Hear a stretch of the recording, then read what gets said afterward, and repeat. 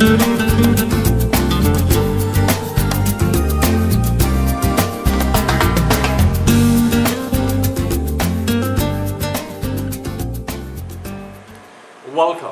to the United Voice News. This is a special series tonight geared towards the members as well as those seeking to become members of the United National Congress Alliance.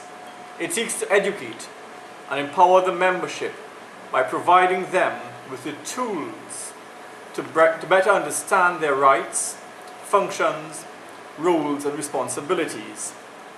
This series will deal specifically with the party's constitution, bringing a greater understanding to the process of holding office in the UNCA, as well as the roles and responsibilities of the office holders.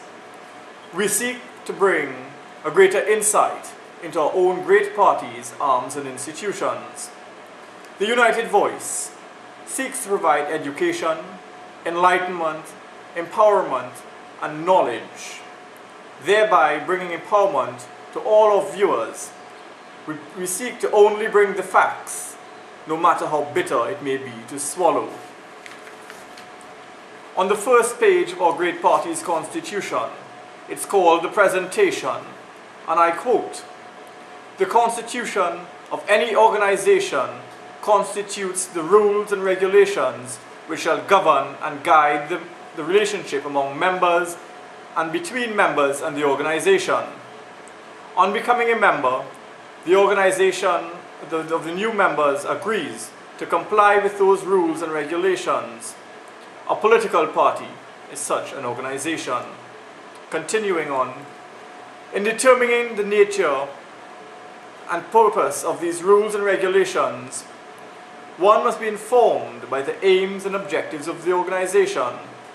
The rules and regulations must constitute to attainment of those aims and objectives and not operate against them. This is what the framers of the draft Constitution of the United National Congress has sought to do. This final draft is the result of consensus, following upon discussions with all the relevant parties' organs, which offered valuable suggestions. I wish to place on record my congratulations and sincere thanks to all those who have contributed to their times, their energies, and their knowledge in preparation of this draft constitution of the party. Let us now be true to the theme of the National Assembly, putting people first. And yes, this is signed by our political leader, the Honorable Basdeo Panday.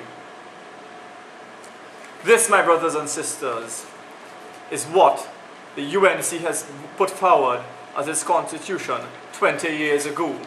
The tenements of the constitution which are now being broken, and this is why the United Voice was formed. We seek only to uphold the law and to uphold the constitution of our great party, one which is being broken almost daily. I go straight into the constitution. I go to Article 12, the National Executive, and if you would bear with me a little, we'll go from it ad verbatim. A. The National Executive shall comprise 1. All officers of the National Executive elected at the National Assembly. 2. The officers of the Secretariat of the Party may, on the intervention of the National Executive, attend the meetings of the National Executive. This means that they are to be invited and they must leave after their presentations, which does not go on a weekly basis. Number 3. The officers to be elected by the National Assembly as follows. A. Political leader. B. Deputy political leader. C. Chairman. D. Deputy chairman. E. Policy and strategy officer. F. Education officer. G. Research officer. H. Elections officer. I. Treasurer. J. Women's Affairs officer. K. Party organizer. L. Youth arm officer. M. International relations officer. And N. 10 other persons to be elected at a National Assembly, but who shall not hold any of the above offices. And I wish to repeat this, 10 other persons to be elected, not selected, at the National Assembly, but who shall not hold any of the above offices. Under Article 12, we go to subsection 4. The National Executive shall meet at least once per month, and the quorum for such meetings shall be 12 members. Not 4, not 5, not 6, but 12. Under subsection 4, Part A, the National Executive shall be A.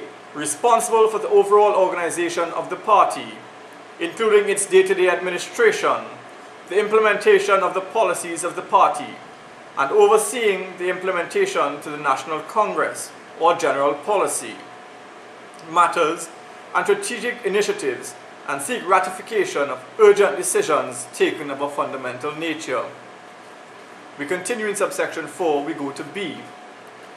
The National Executive shall prescribe all matters that require it so to be prescribed, whether by regulations thereunder or otherwise, and whether it is respect to matters of a substantive or procedural nature, including but not limited to quorums and times for meeting of any unit or organ of the party.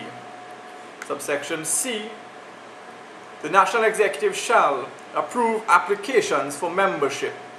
I wish the President and National Executive to tell when has been the last time that they have accepted membership nominations. Have they passed? Have they rejected? Can we see such a report?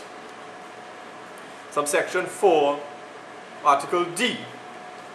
The National Executive shall establish and operate a secretariat for the effective administration of the party, which shall consist of the General Secretary, Administrative Secretary, the Public Relations Officer, the Treasurer, and such other persons as a National Executive may prescribe from time to time. And it shall have the power to determine the nature and extent of the duties and or functions to be performed by any of the officers of the Secretariat, provided, however, that a Member of Parliament shall not, and I repeat this, shall not be eligible to be appointed to an office within the Secretariat. Dr. Tim Gopi Singh, the Honorable Chandra Sharma, are you not members of Parliament? Why do you continue to hold offices on the Secretariat? We go to Article E. The National Executive shall supervise the establishment and functioning of party groups, constituency councils, standing committees, and the elections of their officers.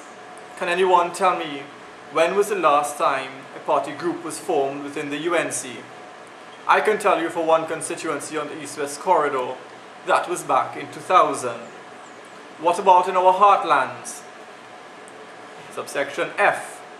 The National Executive shall summons meeting of any institution or organ of the party as may be deemed necessary. Subsection G. They shall approve candidates to contest elections for the House of Representatives, municipal corporations, and the Tobago House of Assembly after consultation with the party's organs and institutions. Why then is it that one man vetoing everyone and putting who he wants where he wants? Article H. The National Executive shall investigate all matters of discipline affecting the party and, where necessary, refer any such matters for the consideration of the Disciplinary Committee of the party, pursuant to Article 29A, subsection 4. We will continue this in more detail in following newscasts. I say to you, have a good one. May God bless you and your families. And remember, keep your comments coming to the United Voice News at gmail.com.